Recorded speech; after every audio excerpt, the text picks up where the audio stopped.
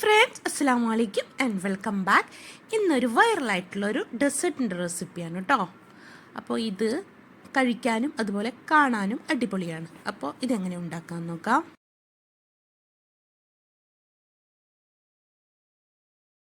ഇതിനായിട്ട് ഞാൻ 3 ക്യാരറ്റിൻ്റെ തൊലിയൊക്കെ കളഞ്ഞ് നല്ല കഴുകി വൃത്തിയാക്കി എടുത്ത് വെച്ചിട്ടുണ്ട്. അപ്പോൾ ഇതൊരു മീഡിയം സൈസ് ക്യാരറ്റാണ് കേട്ടോ. അപ്പോൾ ഇത് നമുക്കിനി അരച്ചെടുക്കാനുള്ളതായത് കൊണ്ട് തന്നെ നമുക്ക് ചെറുതായിട്ടൊന്ന് കട്ട് ചെയ്തെടുത്തെടുക്കണം. അപ്പോൾ ഞാനിതുപോലെ ചെറുതായിട്ട് വട്ടത്തിലങ്ങ് കട്ട് ചെയ്തെടുത്തിട്ടുണ്ട്. ചെറുതായിട്ട് കട്ട് ചെയ്തെടുക്കണം എന്നേ ഉള്ളൂ, അല്ലാതെ ഷേപ്പിൽ മാറ്റം വന്നാലും കുഴപ്പമൊന്നുമില്ല. ഇനി ഇതിലേക്ക് ഒരു 1/2 കപ്പ് പാലില്ലേ, പാലൊഴിച്ചിട്ട് നമുക്കിത് നന്നായിട്ടൊന്ന് അരച്ചെടുക്കണം.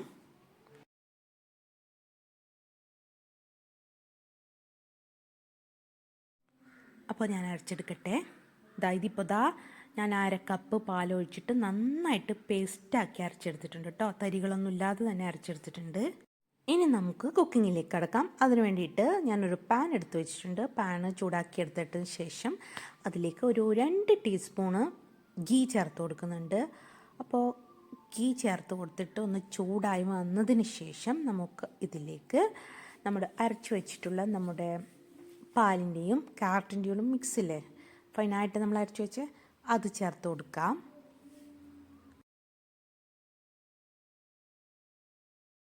അപ്പോൾ ക്യാരറ്റ് ചേർത്ത് കൊടുത്തു കഴിഞ്ഞാൽ ഇത് നന്നായിട്ടൊന്ന് ഇതിൽ കിടന്ന് മൂപ്പിച്ചെടുക്കണം. കാരണം ഇതിൻ്റെ ഈ ക്യാരറ്റൊരു ടേസ്റ്റ് ഉണ്ടല്ലോ, അത് മാറിക്കിട്ടാനാട്ടോ, അല്ലെങ്കിൽ വേറൊരു ടേസ്റ്റ് ഉണ്ടാവും. അപ്പോൾ ഈ ഗീയിൽ കിടന്ന് നന്നായിട്ടൊന്ന് മൂപ്പിച്ചെടുക്കാം. ചെറിയ ഫ്ലെയിമിലിടാൻ ശ്രദ്ധിക്കണേ. ഹൈ ഫ്ലെയിമിലിട്ടാലേ കരിഞ്ഞു പോവില്ലേ. അപ്പോൾ ചെറിയ ഫ്ലെയിമിലിട്ടിട്ടൊന്ന് നന്നായിട്ടൊന്ന് ഇതുപോലെ അങ്ങ് ചെയ്തെടുക്കാം. ഇതിൻ്റെ പച്ച ടേസ്റ്റ് ഒന്ന് മാറിക്കിട്ടണം, അത്രയേ വേണ്ടൂ.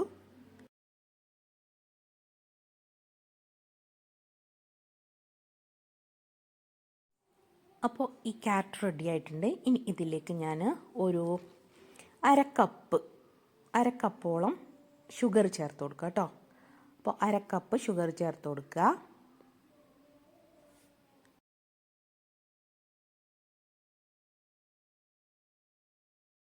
അതിനുശേഷം നമുക്കിത് നന്നായിട്ടൊന്ന് ഇളക്കി കൊടുക്കാം.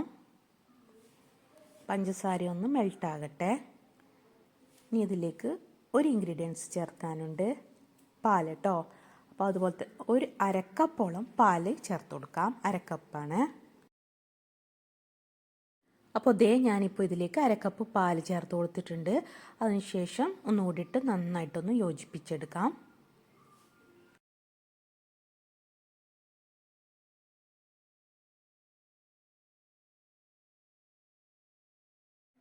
ഇനി ഈ മിക്സ് ഒന്ന് നന്നായിട്ട് ചൂടായി വരുമ്പോൾ ഇതിലേക്ക് 1/2 കപ്പ് റവ ചേർത്ത് കൊടുക്കാം. അത് വറുത്തതായാലും വറക്കാത്തതായാലും കുഴപ്പമൊന്നുമില്ല.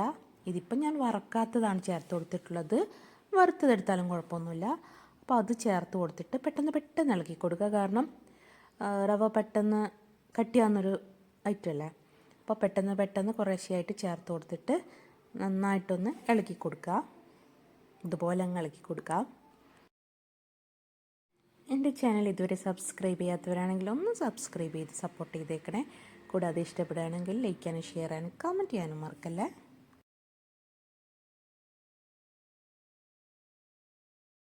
ഇതിപ്പോൾ ഞാൻ ഫുള്ളായിട്ട് 1/2 കപ്പും ചേർത്ത് കൊടുത്തിട്ടുണ്ട്. ഇനി നമുക്കിതൊന്ന് ഇതുപോലെ അങ്ങ് വറ്റിച്ചെടുക്കണം. ഇതിലെ പാലിൻ്റെയൊക്കെ മിക്സ് ഒന്ന് വറ്റിച്ചെടുക്കുന്നവരെ ഇതുപോലെ അങ്ങ് കുറുക്കി എടുക്കാം കേട്ടോ. പെട്ടെന്ന് തന്നെ കുറുകി കിട്ടും, കാരണം റവ പെട്ടെന്ന് കുറുകുന്ന ഒരു സാധനമാണല്ലോ. അപ്പോൾ ഞാനൊരു പിഞ്ച് ഉപ്പിട്ട് കൊടുക്കുന്നുണ്ട്. ആദ്യം ചേർത്ത് കൊടുക്കാൻ വിട്ടുപോയതാണ് കേട്ടോ, അതുകൊണ്ടാണ്. അല്ലെങ്കിൽ നിങ്ങൾക്ക് ഇതിൻ്റെ ആദ്യം തന്നെ ഒരു പിഞ്ച് ഉപ്പിട്ട് കൊടുക്കാം. അപ്പോൾ ഇതുപോലെ അങ്ങ് ടൈറ്റായി വരുന്നുണ്ട് കേട്ടോ. ഇനിയിപ്പോൾ ഇതുപോലെ ഈ പാനിൽ നിന്ന് വിട്ട് വരുന്ന ഒരു ലെവലില്ലേ, ആ ലെവലെത്തുമ്പോൾ നമുക്ക് ഇതിൻ്റെ ഫ്ലെയിം ഓഫാക്കി കൊടുക്കാം കേട്ടോ. അപ്പോൾ ഇതിപ്പോൾ നന്നായി ടൈറ്റായിട്ടുണ്ട്, അധികമാവണ്ട കേട്ടോ. അപ്പോൾ ഈ ഒരു ലെവലിൽ നമുക്ക് ഫ്ലെയിം ഓഫാക്കാം.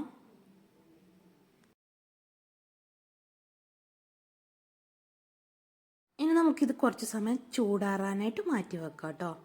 എന്നാലേ നമുക്കിത് ബോൾസാക്കി എടുക്കാനുള്ളതാണ്. അപ്പോൾ അതിൻ്റെ കറക്റ്റ് ഷേപ്പ് കിട്ടണമെങ്കിൽ കുറച്ച് ചൂടാറി കിട്ടണം കേട്ടോ. അപ്പോൾ തണുത്ത് കഴിഞ്ഞാൽ നമുക്കിത് ഷേപ്പാക്കി എടുക്കാം. അപ്പോൾ ഇതിപ്പോൾ തണുത്ത് കഴിഞ്ഞിട്ടുണ്ട്, ചെറിയ ചൂട് മാത്രമേ ഉള്ളൂ. അപ്പോൾ ഇനി ഞാൻ കയ്യിൽ കുറച്ച് എണ്ണ തടവിയിട്ടുണ്ട്. അപ്പോൾ കോക്കനട്ട് ഓയിൽ തടവാതിരിക്കാൻ ശ്രദ്ധിക്കുക, അതിൽ ടേസ്റ്റ് വ്യത്യാസം വരും. അപ്പോൾ സൺഫ്ലവർ ഓയിലായാലും ടേസ്റ്റ് ഇല്ലാത്ത എണ്ണകൾ ചേർക്കാൻ ശ്രദ്ധിക്കുക. അപ്പോൾ ഇതുപോലെ അങ്ങ് ചെറിയ ചെറിയ ബോൾസാക്കി എടുക്കുക. ഇതിലും ചെറുതായിട്ട് ബോൾസാക്കി എടുത്താൽ മതി കേട്ടോ. ഇത് കുറച്ച് വലിപ്പം കൂടിപ്പോയോ എന്നൊരു സംശയമുണ്ട്. അപ്പോൾ ഇതിലും ചെറുതായിട്ട് എടുക്കുകയാണെങ്കിൽ നന്നായിരിക്കും.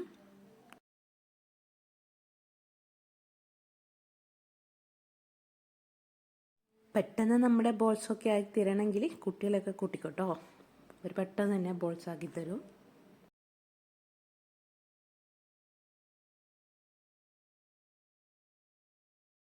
അപ്പോൾ നമ്മുടെ ക്യാരറ്റിൻ്റെയും റവയുടെ ഒക്കെ ഈ ബോൾസ് റെഡി ആയിട്ടുണ്ട്. കാണാൻ നല്ല ഭംഗിയില്ലേ. ഇനി നമുക്കിത് ഒന്ന് ആവി കയറ്റിയെടുക്കണം കേട്ടോ. അപ്പോൾ അതിനായിട്ട് ഞാൻ ഇതുപോലെ സ്റ്റീമർ വെച്ചിട്ടുണ്ട്. ഇനി ഇതിലേക്ക് ഇട്ടിട്ട് നമുക്കൊന്ന് ഇതൊന്ന് വേവിച്ചെടുക്കാം. ഈ ബോൾസ് അങ്ങനെ പെട്ടെന്ന് പൊട്ടുകയൊന്നും ചെയ്യില്ല കേട്ടോ. അപ്പോൾ ഞാനിതാ സ്റ്റീമറിൽ ഇട്ട് കൊടുക്കുന്നുണ്ട്. ഞാനിപ്പോൾ ഇഡ്ഡലി തട്ടാണ് കേട്ടോ എടുത്തിട്ടുള്ളത്. ഇനി നമുക്ക് നെക്സ്റ്റ് സ്റ്റെപ്പിലേക്ക് കടന്നാലോ. അതിന് വേണ്ടിയിട്ട് ഞാൻ ആ പാൻ തന്നെ ഒന്ന് കഴുകിയെടുത്തിട്ടുണ്ട്. ഇനി നമുക്കിത് കുക്ക് ചെയ്യാനായിട്ട് തുടങ്ങാം. ഇനി ആ പാനിലോട്ടേക്ക് 1/2 ലിറ്റർ പാൽ ഒഴിച്ച് കൊടുക്കാം കേട്ടോ. 1/2 ലിറ്റർ പാൽ ഒഴിച്ച് കൊടുക്കുന്നുണ്ട്.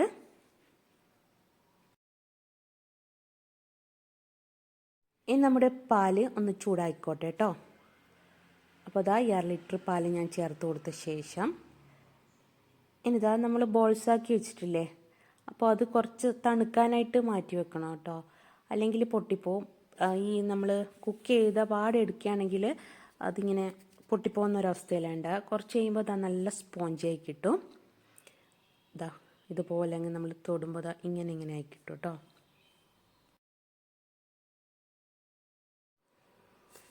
അപ്പോൾ ഇനി നമുക്ക് ഇതിലേക്ക് പാല് ചെറുതായിട്ട് ചൂടായി വരുന്ന സമയത്ത് നമുക്കിതിലേക്ക് 2-3 ഏലക്കായ ജസ്റ്റ് ഒന്ന് ചതച്ചെടുത്ത് ചേർത്ത് കൊടുത്തിട്ടുണ്ട്.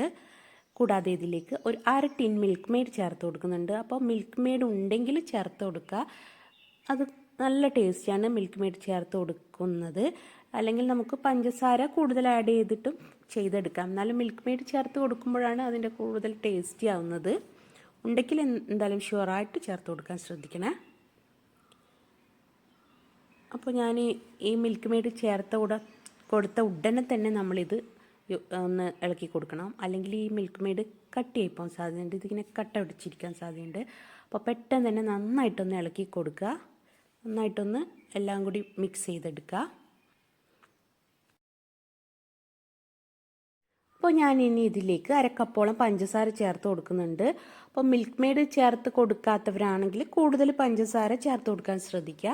അപ്പോൾ മധുരമൊക്കെ നിങ്ങളുടെ ഒരു ഇഷ്ടത്തിനനുസരിച്ച് ചേർത്ത് കൊടുക്കുന്നതായിരിക്കും നല്ലത്. അപ്പോൾ ഇത് ഡെസേർട്ടൊക്കെ ആകുമ്പോൾ നല്ല മധുരത്തിൽ കഴിക്കുന്നതായിരിക്കുമല്ലോ അത്രയും ടേസ്റ്റ് കിട്ടുക. അപ്പോൾ ഞാനിത് ചേർത്ത് കൊടുത്തിട്ട് നന്നായിട്ടൊന്ന് ഇളക്കി കൊടുത്ത് പഞ്ചസാരയൊക്കെ ഒന്ന് മെൽട്ടാക്കി എടുക്കുന്നുണ്ട്.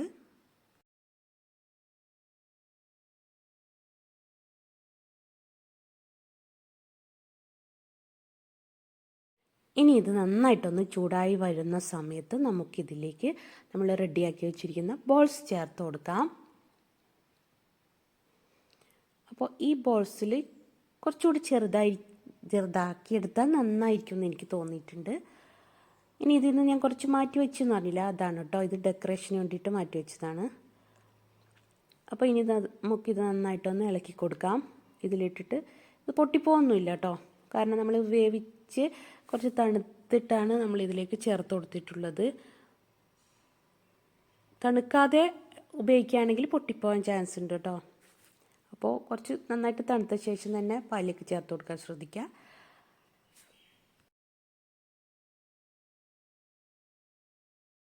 ഇനി ഇതിലേക്ക് ഞാൻ കുറച്ച് കാഷ്നട്ടും അതുപോലെ തന്നെ കുറച്ച് ബദാമും കൂടി ചെറുതായിട്ട് നീളത്തിൽ കട്ട് ചെയ്തെടുത്ത് ചേർത്ത് കൊടുക്കുന്നുണ്ട്.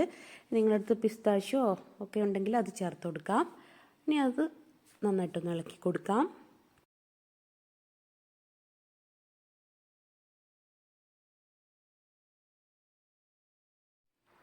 ഇനി ഒരു കാര്യം കൂടി ചെയ്യാനുണ്ട്. അതായത് ഇനി ഒരു 2-3 ടേബിൾ സ്പൂൺ പാലിലേക്ക് 1 ടേബിൾ സ്പൂൺ നിറയെ അരിപ്പൊടിയില്ലേ, നമ്മുടെ അരിപ്പൊടി ചേർത്ത് കൊടുക്കുക. പത്തിരിപ്പൊടിയൊക്കെ ഇല്ലേ, അത് ചേർത്ത് കൊടുക്കുക. നൈസ് പൊടി കേട്ടോ, പുട്ടുപൊടിയല്ലേ. അപ്പോൾ ഇത് നന്നായിട്ടൊന്ന് ഇളക്കി കട്ടകെട്ടാതെ ഒന്ന് മിക്സ് ചെയ്തെടുക്കാം. അതായത് ഇപ്പോൾ കട്ടകെട്ടാതെ മിക്സ് ചെയ്തെടുത്തിട്ടുണ്ട്. ഇനി നമുക്ക് ഇതിലേക്ക് ചേർത്ത് കൊടുക്കാം.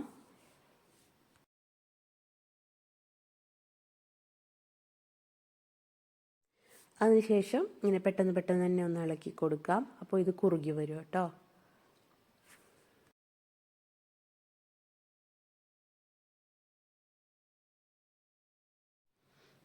ഇതിപ്പോൾ കുറുകിയിട്ടുണ്ട്. അപ്പോൾ നമ്മൾ അരിപ്പൊടി ചേർത്തത് കൊണ്ട് തന്നെ ഇത് കുറുകി വരും. അപ്പോൾ ഇതിൻ്റെ ഫ്ലെയിം ഓഫാക്കിയിട്ട് കുറച്ച് തണുത്ത ശേഷവും കുറച്ചുകൂടി കുറുകും. ഞാനിപ്പോൾ ഫ്ലെയിം ഓഫാക്കുന്നുണ്ട്. ഈ ഒരു സമയം നമുക്ക് ഫ്ലെയിം ഓഫാക്കാം. ഇത് നമുക്ക് ചൂടോടെ അതല്ലെങ്കിൽ തണുപ്പിച്ചിട്ടോ ഉപയോഗിക്കാം. അപ്പോൾ നമ്മുടെ അടിപൊളിയായിട്ടുള്ള ഈ ഡെസേർട്ട് റെഡി ആയിട്ടുണ്ട്. അപ്പോൾ ഇത് തണുത്തത് കൊണ്ട് തന്നെ കുറച്ചുകൂടി കുറുകിയിട്ടുണ്ട്. ഇനി നമുക്കിതൊന്ന് സെറ്റ് ചെയ്തെടുക്കാം. അതിന് വേണ്ടിയിട്ട് ഞാൻ ഇതുപോലത്തെ ഒരു ഗ്ലാസ് ബൗളിലേക്ക് ഇട്ട് കൊടുക്കലാണ്. ഇനി ഇത് നിങ്ങൾക്ക് ഇഷ്ടമുള്ള ബൗളിൽ സെറ്റ് ചെയ്തെടുക്കാം. എന്നിട്ട് നന്നായിട്ടൊന്ന് തണുപ്പിച്ചിട്ട് കഴിക്കുക. 3-4 മണിക്കൂറൊക്കെ ഫ്രിഡ്ജിൽ വെക്കുകയാണെങ്കിൽ നന്നായിട്ട് തണുത്ത് കിട്ടും. ഇനി ഇതെല്ലാവരും ഒന്ന് ട്രൈ ചെയ്ത് നോക്കൂ കേട്ടോ. പിന്നെ ഒരു കാര്യം ശ്രദ്ധിക്കേണ്ടതെന്ന് വെച്ചാൽ നമ്മൾ ക്യാരറ്റ് അരച്ചത് നമ്മുടെ നെയ്യിൽ ഇതാക്കി എടുക്കുന്നില്ല, ആ സമയം നന്നായിട്ടൊന്ന് നെയ്യിൽ മൂപ്പിച്ചെടുക്കാൻ ശ്രദ്ധിക്കുക കേട്ടോ. കാരണം ആ ക്യാരറ്റിൻ്റെ പച്ചച്ചോവ മാറാനായിട്ട് നന്നായിട്ടൊന്ന് മൂപ്പിച്ചെടുക്കണം, അല്ലെങ്കിൽ ഈ പച്ചച്ചോവ ഉണ്ടാവും. ഇപ്പം ഞാൻ ഇതുപോലത്തെ ബൗളിലേക്ക് മാറ്റി കൊടുത്തിട്ടുണ്ട്. അപ്പോൾ എൻ്റെ ചാനൽ സബ്സ്ക്രൈബ് ചെയ്യാത്തവരാണെങ്കിൽ ഒന്ന് സബ്സ്ക്രൈബ് ചെയ്തേക്കുക. കൂടാതെ ഇഷ്ടപ്പെടുകയാണെങ്കിൽ ലൈക്ക് ചെയ്യാനും ഷെയർ ചെയ്യാനും ഒന്നും മറക്കല്ലേ. ഇൻഷാ അല്ലാഹ് നല്ലൊരു വീഡിയോ ആയിട്ട് വീണ്ടും കാണാം.